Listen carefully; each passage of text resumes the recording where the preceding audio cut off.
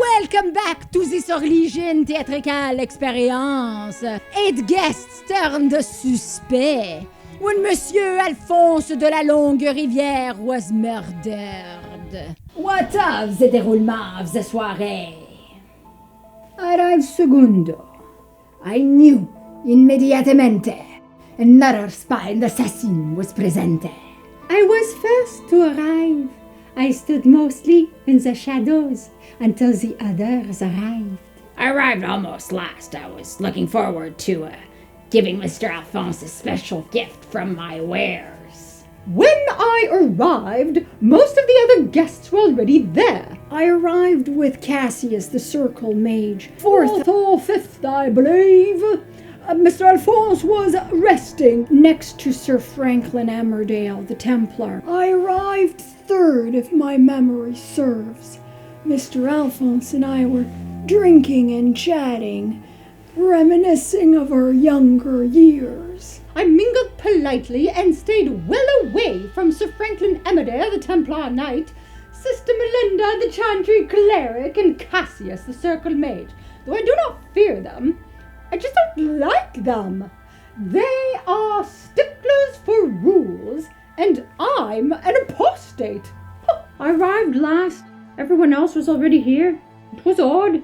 I tried to mingle with the others, try to find out why he had invited us all. Mr. Alphonse dozed off for a nap, and I finished the bottle of wine alone.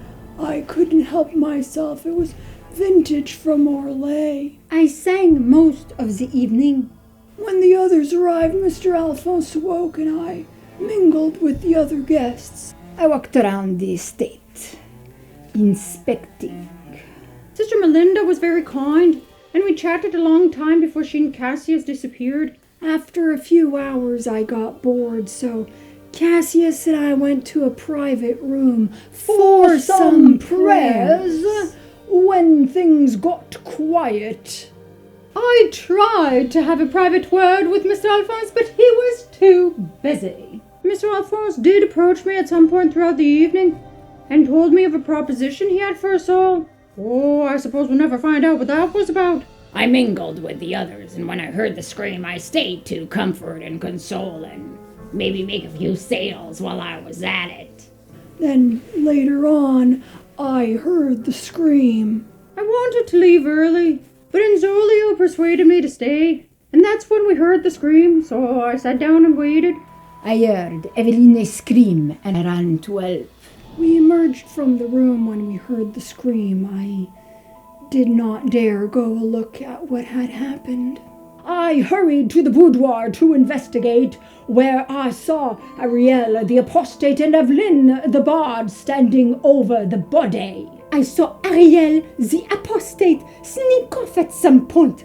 I followed and saw her standing over the body in the boudoir, and that's when I screamed. Later, I noticed that Mr. Alphonse had stepped out of the room, so I found him in the boudoir, dead, with several cuts and slashes, and a knife in the back. I noticed that the wounds are too crude for a skilled assassin to have made. I noticed that the wounds are inconsistent with that of a mage, even a blood mage. Balondine enasa enaste. Though I can't say I'm quite surprised, really. I know that everyone had issues with Mr. Alphonse.